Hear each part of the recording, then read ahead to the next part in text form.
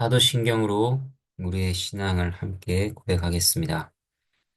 전능하사 천지를 만드신 하나님 아버지를 내가 믿사오며 그 외아들 우리 주 예수 그리스도를 믿사오니 이는 성령으로 잉태하사 동정녀 마리아에게 나시고 본디오 빌라도에게 고난을 받으사 십자가에 못 박혀 죽으시고 장사한 지 사흘 만에 죽은 자 가운데서 다시 살아나시며 하늘에 오르사 전능하신 하나님 우편에 앉아 계시다가 저리로서 산자와 죽은 자를 심판하러 오시리라. 성령을 믿사오며 거룩한 공예와 성도가 서로 교통하는 것과 죄를 사하여 주시는 것과 몸이 다시 사는 것과 영원히 사는 것을 믿사옵나이다. 아멘. 함께 찬양하도록 하겠습니다. 찬송가 383장입니다. 찬송가 383장 1절과 2절을 함께 찬양하도록 하겠습니다. 느느들어 산을 보니 도움 어디서 오나 천지 지은 주 하나님 나를 도와 주시네. 나의 발이 실족하 않게 주가 깨어 지키며 택한 백성 항상 지켜 길이 보호하시네. 도우시는 하나님이 내게 그는 되시니 낮의 해와 밤의 달이 너를 상치 않겠네. 내게 화를 주지 않고 오늘 보하시며 너의 출입 지금부터 영영 인도하시리. 아멘. 함께 기도하도록 하겠습니다. 하나님 아버지 감사합니다. 이 아침에 주 앞에 나아가 말씀을 듣게 하시고 저희가 주께 아뢰를 수 있게 하시니 감사를 드립니다. 저희의 마음이 온전히 주의 마음에 집중할 수 있도록 주의 말씀 앞에서 깨달을 수 있도록 또 강구해야 할 바들을 강구할 수 있도록 인도해 주시옵소서.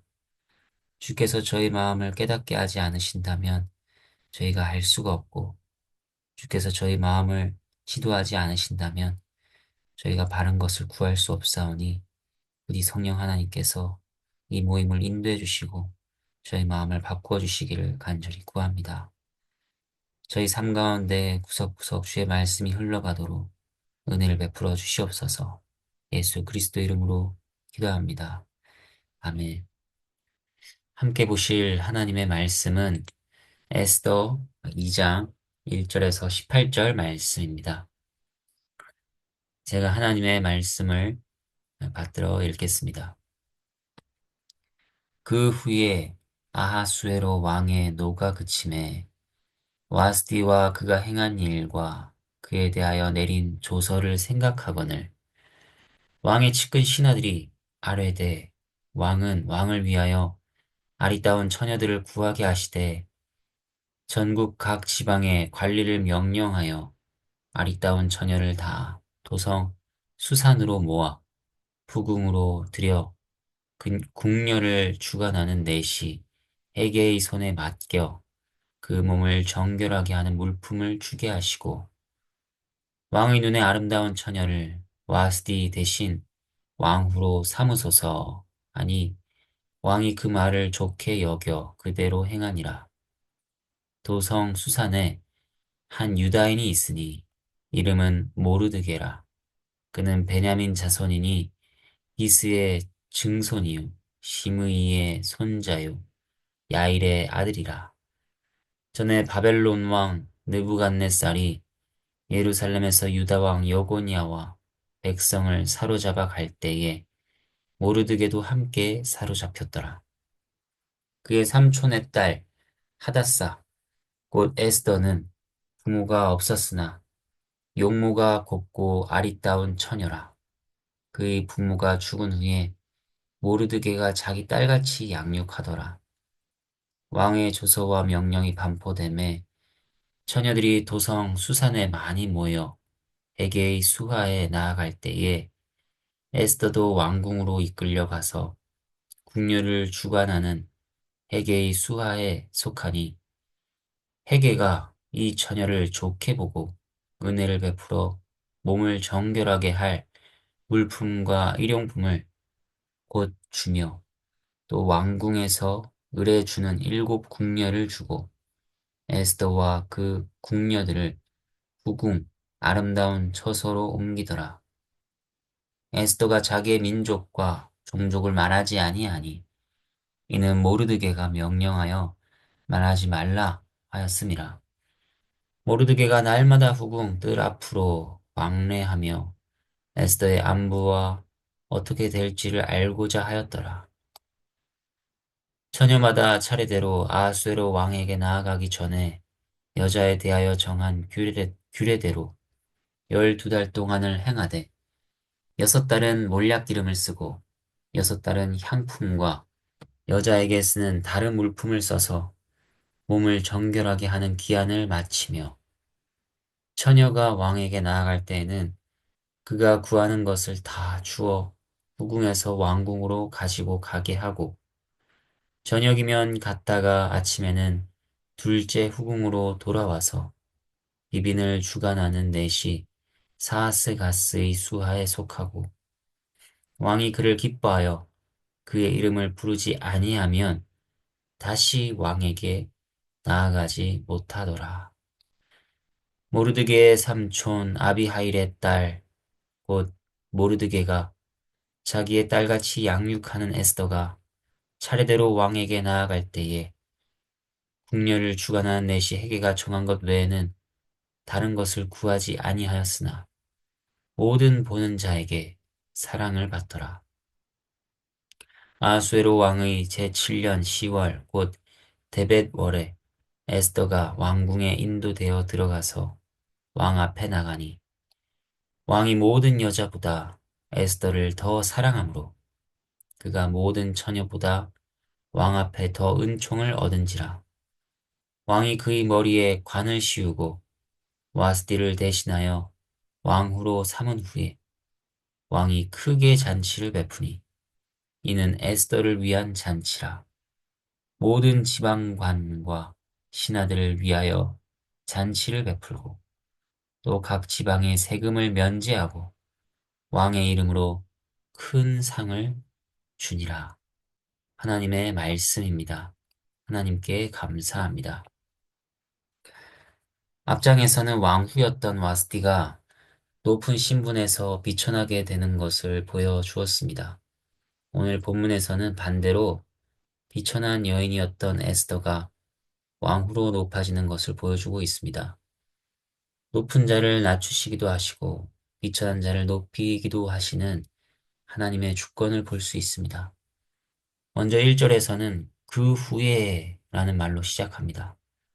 와스디 왕후를 폐위한 이후 대략 4년 정도의 시간이 흘렀습니다. 그동안 아하수에로 왕은 그리스 원정을 다녀왔습니다. 그런데 두 번의 원정에서 모두 실패했습니다. 그리고 페르시아는 쇠락의 길로 접어들기 시작했죠. 전쟁에서 패하여 돌아와 심신이 피곤한 아하수에로 왕은 마음의 안정과 쉼이 필요했을 것입니다. 그리고 아하수에로는 이전의 왕후였던 와스디에 대한 일을 곰곰이 돌아보며 생각하게 되었습니다. 자신이 노한 것에 대한 후회가 찾아왔을 것입니다. 그렇게 쓸쓸하고 괴로워하는 왕의 마음을 측근들은 알아차렸습니다. 그래서 새 왕후를 뽑도록 제안합니다. 이 왕후 간택은 단순히 외모나 조건을 평가하는 것이 아니라 왕의 마음에 드는 자, 곧 왕의 기후에 맞는 자를 선택하는 것이었습니다. 이 일은 왕의 기분을 맞추기 위한 것이었고, 많은 젊은 여인들이 왕의 기쁨을 위한 대상으로 취급받았습니다. 그 가운데는 수많은 인공적인 미화와 장식, 허영심이 가득한 준비가 동원되었습니다. 이 모든 것은 세상의 방식이요, 육적인 만족을 위한 절차였습니다. 겉보기엔 철저히 세속적인 과정이죠. 하지만 이 안에는 하나님의 계획이 숨겨져 있었습니다. 바둑의 고수는 몇 수 앞을 내다보며 작은 수 하나를 둡니다. 그리고 그 한 수가 전체 판국을 바꿉니다. 하나님은 고수 중에 고수이시죠. 겉으로 보기에는 왕의 후회 혹은 아름다운 여인 선발 대회처럼 보입니다. 하지만 그 안에는 하나님의 치밀한 구속 계획이 숨겨져 있는 것입니다. 하나님은 인간의 어리석은 계획들 가운데서도 당신의 뜻을 이루어 가십니다. 이것을 우리에게 적용한다면 어떻게 될까요? 먼저 우리는 세상에 우연은 없다는 것을 생각해야 합니다. 모든 일이 하나님의 주권 아래 그분의 뜻하시고 계획하신 바대로 흘러간다는 것을 기억해야 할 것입니다. 그리고 세상에서 벌어지고 있는 일들을 볼 때에도 그것을 단순하게 해석해서는 안 될 것입니다. 하나님의 주권과 우리가 헤아리지 못하는 그 하나님의 지혜를 염두에 두고 그것을 바라보는 안목이 우리에게 있어야 할 것입니다. 사실 세상의 대부분의 일들은 악하고 세속적이고 어리석어 보입니다. 하지만 하나님 편에서는 늘 선하고 거룩하고 지혜로운 뜻으로 이끌고 가신다는 믿음을 우리는 가져야 하는 것입니다. 하나님의 거룩과 선과 지혜가 때로는 숨겨져 있어서 우리는 그것을 다 이해할 수가 없습니다. 하지만 성경이 우리에게 요구하는 것은 이해가 아닙니다. 하나님을 믿음, 하나님을 신뢰함, 그것입니다. 우리는 어떤 사람이나 보이는 사건이 아니라 하나님을 믿어야 합니다. 5절부터 7절까지는 에스더서의 주인공이라 할 수 있는 모르드게와 에스더의 배경에 대해 소개해주고 있습니다. 모르드게는 에스더의 사촌 오빠입니다. 그는 베냐민 자손이었습니다. 베냐민 지파는 남왕국 유다의 구성원이었지만 그 세력이 미미했다고 할 수 있습니다. 모르드게도 에스더도 포로 공동체의 일원이었죠. 특별히 에스더에게는 어떤 내용이 나오고 있습니까? 곱고 아리따운 처녀였지만 부모가 죽고 없었다고 합니다. 그래서 모르드게가 딸같이 보살피고 양육했습니다. 이러한 모르드게와 에스더의 배경에서 알 수 있는 것은 무엇인가?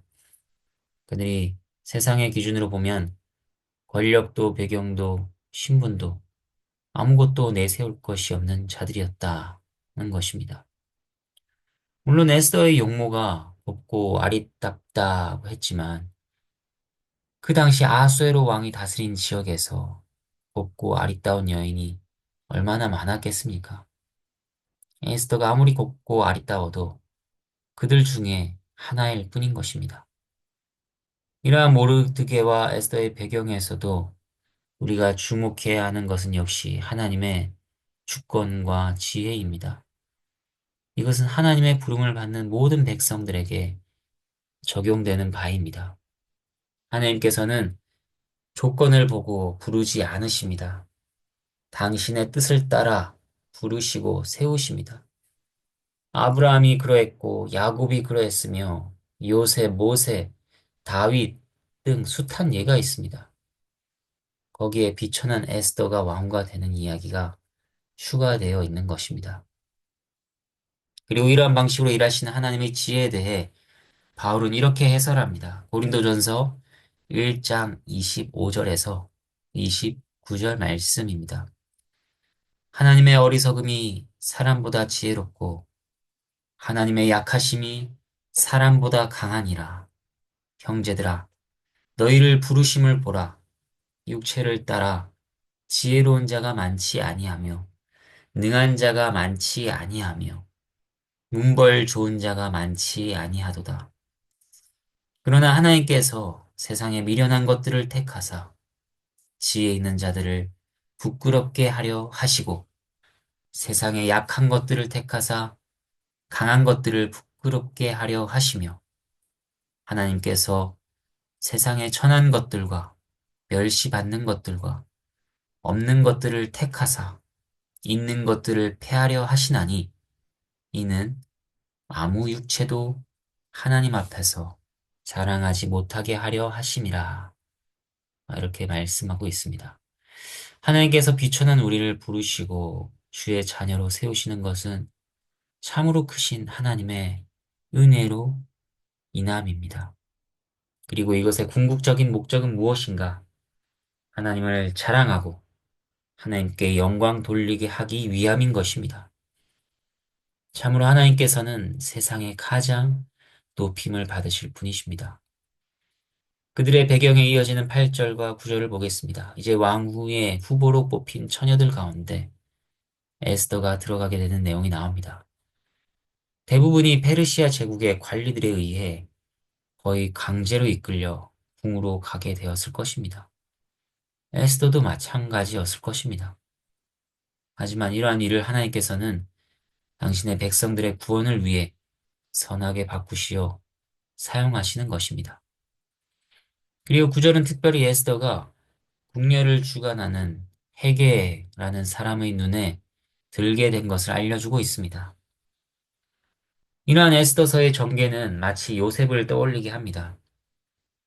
요셉은 하나님께서 형통하게 하셔서 보디발의 은혜를 입고 또 감옥에서도 간수장에게 은혜를 받았습니다. 에스더도 마찬가지였습니다. 하나님이 전혀 등장하지는 않지만 그녀가 뽑히고 헤게의 눈에 들게 된 것은 무엇입니까? 하나님께서 형통케 하심이었습니다. 하나님의 인도하심과 하나님의 섭리 아래 이루어진 일이었습니다. 이처럼 신자는 일이 이루어지는 가운데 역사하고 계시는 하나님의 손길에 주목하는 것이죠. 섭리를 믿는 믿음에서 우리는 위로와 용기를 얻을 수 있습니다. 10절과 11절을 보도록 하겠습니다. 여기에서 모르드게는 에스더를 날마다 세심하게 찾아가서 돌보고 특별히 자기 민족과 종족을 말하지 말라고 합니다. 왜 유다인이라는 출신을 숨겨야 했을까? 그 배경에는 다른 민족들과 어울리지 않는 유다인들에 대한 반감이 페르시아에 팽배했을 것이라 짐작됩니다. 그러한 분위기 속에서 모르드게가 에스더에게 자신의 민족 정체성을 숨기라고 한 것은 신중함과 더불어서 생존을 위한 지혜였던 것입니다. 그런데 이 숨김이 훗날 하나님의 섭리 안에서 유다 민족 전체를 구하는 결정적인 열쇠가 되는 것을 우리는 나중에 보게 될 것입니다. 세세한 장치 하나하나가 어우러지고 퍼즐이 맞추어지고 있습니다.